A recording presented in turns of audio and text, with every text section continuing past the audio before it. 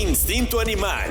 Salud, bienestar, comportamiento y consejos prácticos para las familias multiespecie. Con el Dr. John Betancourt. Escúchanos los martes 9:30 AM en Área 107. Instinto Animal. Conexión que trasciende especies. Así es, entramos en una edición más de Instinto Animal, acompañándolos a esta hora en Área 107. Todos los martes ustedes conectan con este espacio donde pues también dedicamos ese momentico, ese ratico a comprender mejor a los animales que forman parte de nuestras familias. Por eso nos acompaña también cada mañana el médico veterinario y director científico de VetCan, el Dr. John Betancourt. Dr. John, buenos días, ¿cómo me le va? Muy buenos días también a todas las familias que se conectan y nos escuchan hasta ahora.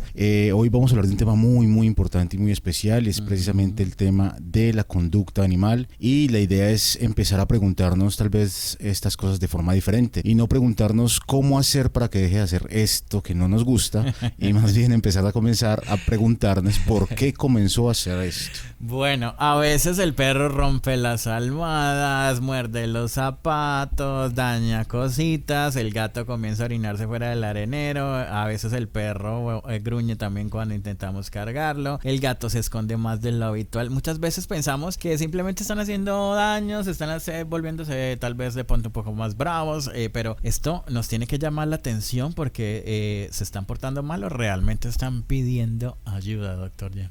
Ese es el tema precisamente, porque muchas veces solamente asociamos, y eso es parte del problema, humanizar demasiado a los animales. Entonces pensamos que es algo personal que tienen contra nosotros, y realmente este tipo de comportamientos nos empieza a hacer otros cuestionamientos, o nos invita a hacer otros cuestionamientos. Por ejemplo, nos tenemos que hacer preguntas nosotros concretas. ¿Por qué está ladrando? ¿Qué está destruyendo? ¿Está escondiendo? ¿Se está gruñendo? ¿Está orina fuera del lugar? Tal vez no quiere quedarse solo, deja de jugar, o no permiten que lo acaricien, que es un tema también que muchas veces nos consultan. Ya el perro no se deja tocar, y eso viene dentro de la historia clínica fundamental del paciente. Nos tenemos que preguntar cuándo empezó con esas alteraciones, en qué situaciones aparece. Por ejemplo, un perro que gruñe cuando le tocan la caderita, mucha gente dice no, es que ya no quiere que lo toque, pero en muchas ocasiones este perro puede tener dolor, y si el perro tiene dolor, pues evidentemente cuando lo tocan gruñe, nos manda esa señal y dice mira, no me toques ahí porque me está doliendo, en su lenguaje. Lo que pasa es que muchas veces obviamente es difícil nosotros entenderlo, pero todas estas señales que nosotros llamamos etológicas o psicológicas o comportamentales de los animales generalmente nos indican algo. Y es que, doctor, usted lo ha dicho muy bien, la conducta es parte de la información que nos están dando los animalitos a su manera. Obviamente ellos no nos pueden hablar y decir dónde les duele y por qué, pero sí nos mandan señales. Hablemos un poquito de ese miedo, estrés o ansiedad que presentan los animales. Ese es un tema fundamental, y creo que algo de lo importante que tenemos que empezar a entender es que son temas diferentes. Es diferente el miedo a la ansiedad y al estrés. El miedo básicamente aparece cuando el animal percibe una amenaza, y esto es muy común en perros y gatos, principalmente, por ejemplo, con el tema de la pólvora, las tormentas, las personas desconocidas. En el caso específico de la pólvora y las tormentas, eso tiene un nombre que se llama la fobia sonora, o el miedo a los ruidos. Y ese tema es un tema que hay que tratar, evidentemente, desde lo clínico también, o sea, tiene tratamiento médico. El tema del estrés es básicamente la respuesta de un organismo ante una demanda. Hay varios tipos de estrés. Lo que sucede es que el estrés empieza a afectar a los animales y a nosotros mismos también cuando recibimos el mismo estímulo que nos estresa durante mucho tiempo y no hacemos nada al respecto. Entonces, por ejemplo, el estrés no necesariamente tiene que ser algo malo. Hay tipos de estrés que son normales. Por ejemplo, vamos con el perrito, se encuentra con un perro que está muy grande, se ve muy bravo, y el perro... Es la reacción normal del momento. Exactamente, simplemente se puede estresar o ignorarlo, o pasar erizadito o muy erguido, o ladrarle un poco, es normal. El problema es, por ejemplo, cuando ya tenemos un perro nuevo en casa y empiezan estas interacciones que muchas veces no son las mejores. Muchas veces no socializamos a los perritos, entramos un perro nuevo a casa, un perro grande, tal vez un perro con diferentes comportamientos, y esa interacción sí puede generar estrés al perro nuevo o al perro que ya está en casa. Y el tema de la ansiedad suele presentarse principalmente como una antelación o una anticipación que el animal siente antes de que, valga la redundancia, antes de que suceda algo. Por ejemplo, la ansiedad por separación. ¿Qué significa eso? Cuando el animal empieza a hacer dañitos en casa o cuando se empieza a sentir ansioso porque la familia se va y porque él queda solo. Él ya sabe cuando nos estamos poniendo los zapatos, él ya sabe cuando estamos apagando o recogiendo las llaves de la casa, él ya sabe cuando estamos apagando las luces y empieza a generar esa ansiedad, y justo cuando nos vamos o antes empieza a llorar, a maullar, a vocalizar. Muchas veces llegamos y está orinado el apartamento, está con popó el apartamento, está la almohada, que bien lo dijiste ahora, destrozada, el mueble, los zapatos, y la gente lo primero que va a pensar es: él se está vengando conmigo porque lo dejé solo. Entonces es un tema de entre la humanización y el no entender en realidad qué sucede con los animalitos. Doctor, por una pregunta saliéndome aquí de lo que usted ha dicho, ¿cómo se puede tratar esa fobia que usted mencionaba a los ruidos, a lo sonoro? ¿Cómo hacen para que el animalito entienda un poco más y no se estrese tanto con esto? Es una muy buena pregunta. Muchas veces los miedos surgen de la falta de exposición o de socialización de los animales en el momento justo. Me explico. Por ejemplo, si tenemos un animalito que lo tenemos desde muy pequeño y nunca lo exponemos a ciertos ruidos, porque estuvo en la finca mucho tiempo, porque lo adoptamos ya grande, y de un momento a otro lo ponemos a vivir al lado de una carretera muy ruidosa, muy posiblemente el animal va a empezar a tener fobias a ese ruido. Pasa lo mismo con el ruido de la pólvora, pasa lo mismo con el ruido de las tormentas. ¿Qué es lo que sucede? ¿Cómo sería el tratamiento? Hay tratamientos médicos y hay tratamientos conductuales o etológicos. Los tratamientos médicos son con fármacos, básicamente, que pueden ser herbales o químicos, muy parecidos a lo que nos recetan o nos prescriben a nosotros los psicólogos, los psiquiatras más que los psicólogos.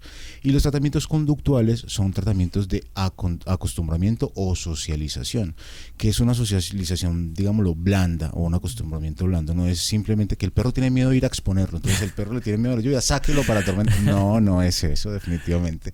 Pero sí podemos, por ejemplo, en casa poner muy suave en YouTube una grabación de lluvia, pero tiene que ser súper suavecita, una casi exposición paulatina. Exactamente, 5 o 10 minutos toda la semana, 2 o 3 veces al día. Posteriormente la semana entrante se sube un poco más el volumen, se vuelve a hacer la misma exposición, 5 o 10 minutos al día, hasta que el perro empieza o el gato empieza a relacionar ese sonido con bienestar. Entonces muchas veces cuando estamos poniendo la grabación le podemos dar un poco de comida, un poco de churro a los gatos que les encanta, un premio diferente, un poquito de pollo, que ellos relacionen el sonido con algo bueno. En la medida que vamos subiendo el volumen semana a semana, es un tema muy paulatino, muy despacio, generalmente logramos el acostumbramiento de los animales a ese sonido y dejamos que le tenga miedo a las tormentas. Eso podemos hacerlo en casa. Definitivamente cada martes aprendemos más sobre esos animalitos que hacen parte de nuestra familia. Y bueno, seguimos conversando con esto del estrés de los animales. ¿Hasta qué punto el dolor o una enfermedad puede cambiar el comportamiento de nuestro animalito de compañía? Es una excelente pregunta, creo que es un tema fundamental. No podemos dejar de lado el comportamiento con el tema clínico. Muchísimas veces precisamente hay un cambio de comportamiento por una enfermedad o por dolor. Entonces definitivamente lo que tenemos que tener en cuenta es que, por ejemplo, un animal con dolor articular, pues obviamente, como uno, ¿no? Si a uno le duele algo, no va a querer que nadie lo toque ahí. Particularmente, generalmente, cuando uno se lastima, todo el mundo lo toca ahí, ¿no? Igual es real. Es real. Igual con los perritos. Entonces, por ejemplo, tienen dolor articular y la familia quiere acariciarlo, consentirlo, cargarlo, pero al animal le duele. La única forma que él tiene para expresar que le está doliendo es o llorar o gruñir. Generalmente los animales pueden gruñir. Entonces, no tomárnoslo personal, porque estos síntomas o signos más bien comportamentales pueden tener por dentro, puede ser la punta del iceberg de una enfermedad. Con los gatos pasa igual. Entonces el dolor puede el animal dejar de saltar, evitar el contacto, esconderse de nosotros. Entonces uno dice, no, es que antes me quería y ya no me quiere, ¿no? El animal puede ser que tenga dolor. Por ejemplo, un animal con dolor dental. No sean intensos con los animales. No, es que nos volvemos así, nos encanta, son como nuestros perrijos o gatijos. Y realmente uno no, yo no soy quien, digamos, para decir lo contrario, porque yo soy un poco así con mis animales. Sin embargo, sí hay que estar muy atentos en esos cambios que sean sumados, por ejemplo, el tema del comportamiento, con que dejen de comer o con que bajen de peso, muy posiblemente ahí hay algo clínico que tenemos Hay que que empezar a estar indagar, alerta. sin lugar a dudas. Bueno, Doc, hay algo que usted también nos mencionó ahorita en la charla y es cuando uno se va de casa, tiene que salir y tiene que dejar a los animalitos ahí solos en casa. Muchas veces encontramos la casa vuelta a nada cuando llegamos de vuelta, cuando estamos de regreso. ¿Qué podemos hacer ante estas situaciones? ¿Cómo podemos manejar también a nuestro animalito para que se vaya adecuando también a estos momentos en los que no estamos en casa? Bueno, es una excelente pregunta y lo primero que tenemos que hacer de una forma, digamos, muy integral es entender qué está sucediendo. Entonces tenemos que diferenciar si en realidad es, por ejemplo, falta de ejercicio, falta de actividad, falta de enriquecimiento ambiental, que ahorita seguramente podemos profundizar el tema, o si en realidad es que el animal ya le está haciendo falta a la familia cuando no está, que básicamente es que nos vamos de casa, se siente el animal muy solo, no tiene nada que hacer, no tiene juguetes, no tiene dónde canalizar esa energía, tal vez no tiene sueño y empieza precisamente a jugar. Muchas veces lo que hacen ellos es intentar jugar y en el medio del juego encuentran unos zapatos. Hay un hábito normal y natural que ellos tienen porque es la especie de roer, de morder, de acuerdo a cada una de las especies, y simplemente él va a expresar el comportamiento de la especie. Entonces digamos, una de las cosas que podemos hacer es hacer un enriquecimiento ambiental en casa. ¿Qué significa eso? Dejarle juguetes, dejarle actividades.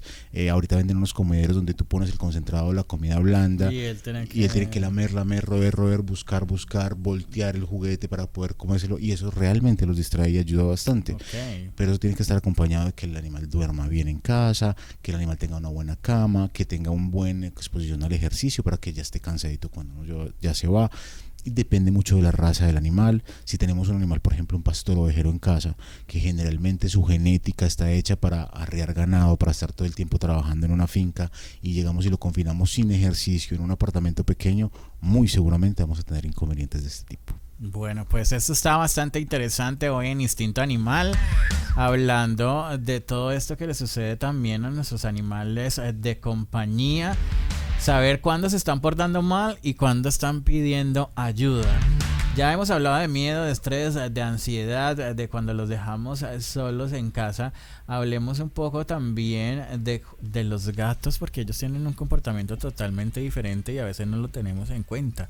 Ellos se esconden mucho o también hacen sus necesidades fuera de la caja, etcétera. Tienen otros comportamientos y quiero que conversemos sobre eso, Doc.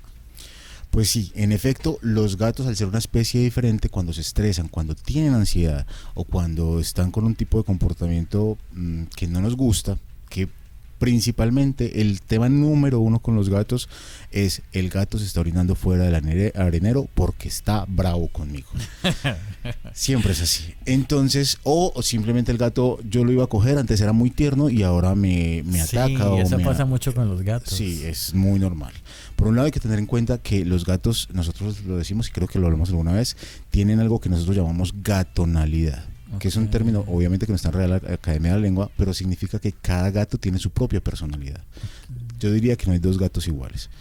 Ellos, cuando no quieren ser acariciados, básicamente o se van o se esconden, y cuando uno ya los tiene y tienen dolor, por ejemplo, que es uno de los temas que es transversal a todo esto, lo que van a hacer no gruñir, porque no es un perro, ni ladrar porque no lo son, sino que ellos van a arañar.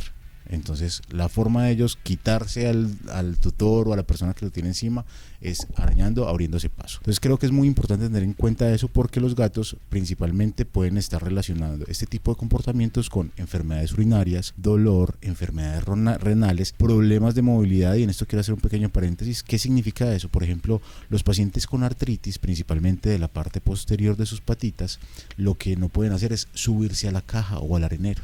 Entonces, al no poder subirse porque les duele, hacen chichi por fuera.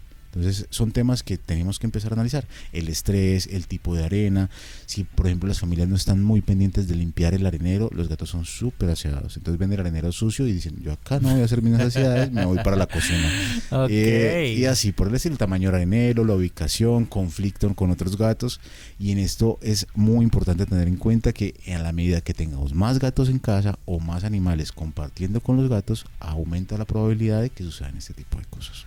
Bueno, Doc, hablemos de cómo podemos hacer el control del descanso del animalito, porque es muy difícil decirle a uno al gato o al perro váyanse a dormir y que ellos descansen. O sea, pues obviamente ellos van a descansar cuando ellos creen que lo necesitan o cuando se van acostumbrando, también habituando a la rutina del ser humano, me imagino yo, porque no sé. Pero ¿cómo hacemos para controlar ese descanso? ¿Cómo sabemos si el animal está descansando realmente?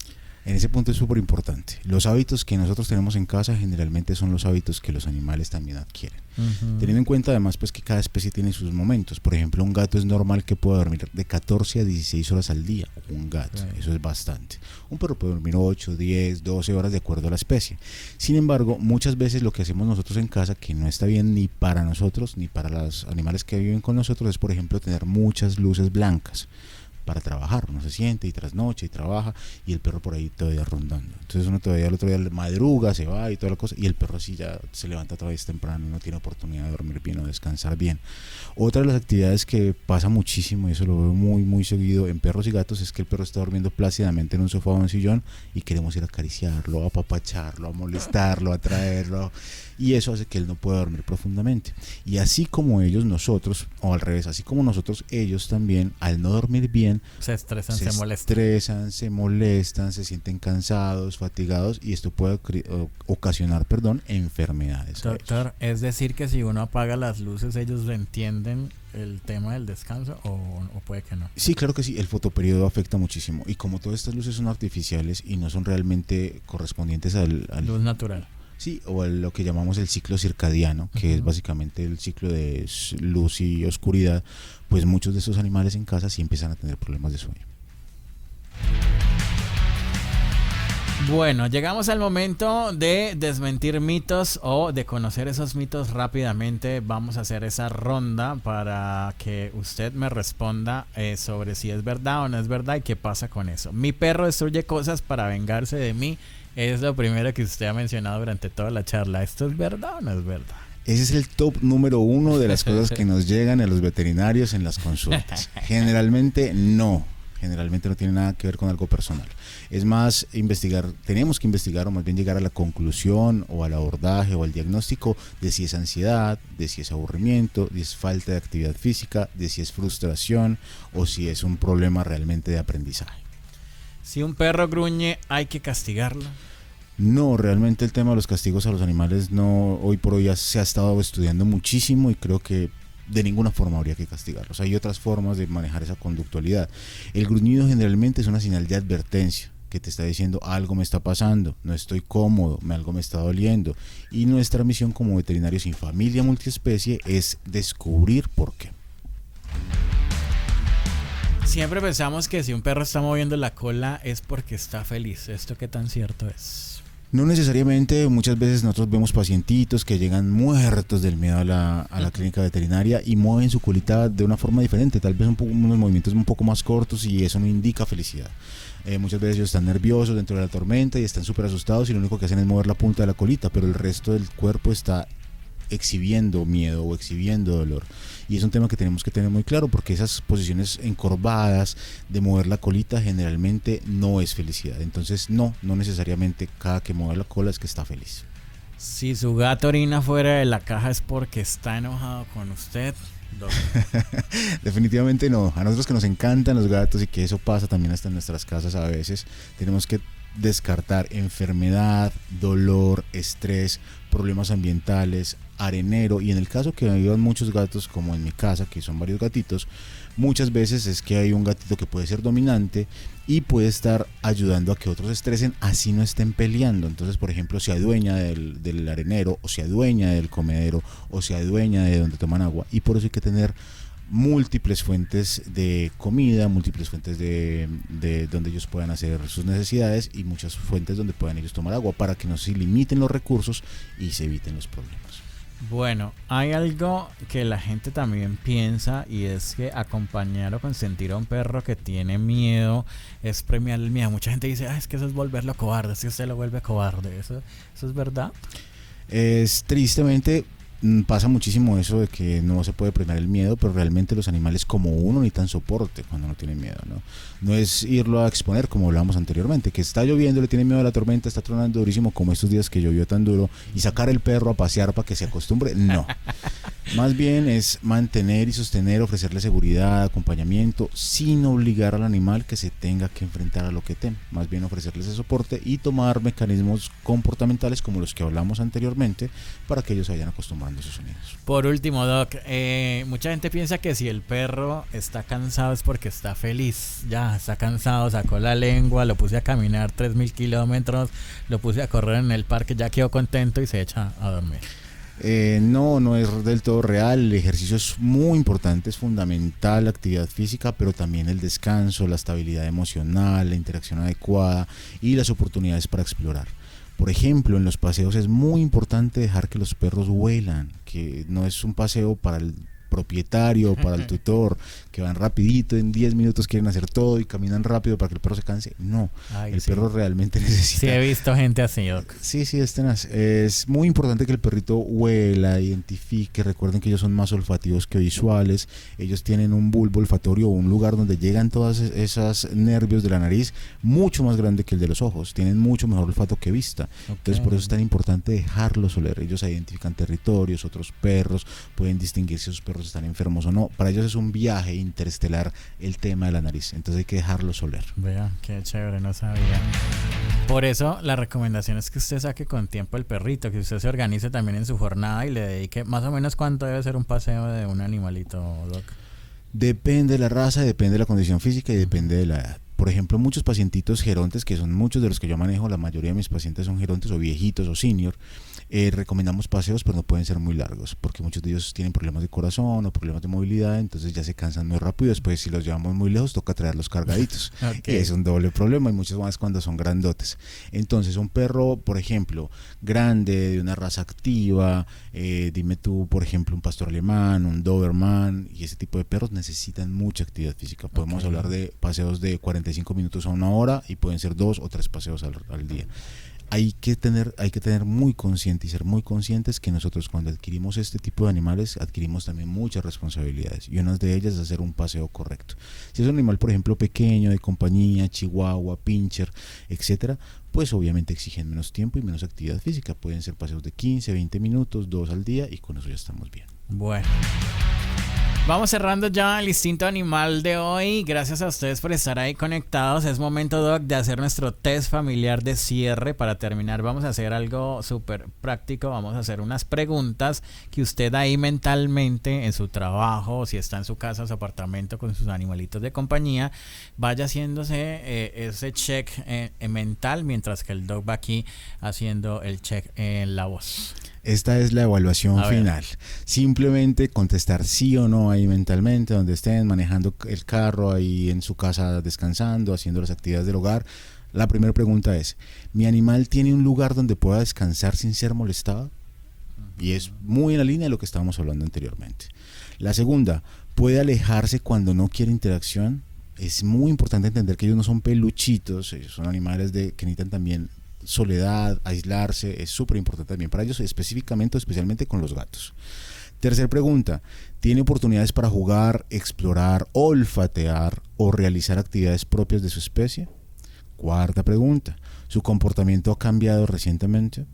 Quinta pregunta: ¿existe una situación específica que desencadena ese comportamiento que no nos gusta? Por ejemplo, cuando nos vamos y llega y está todo destruido, por ejemplo, cuando empieza a llover, etcétera.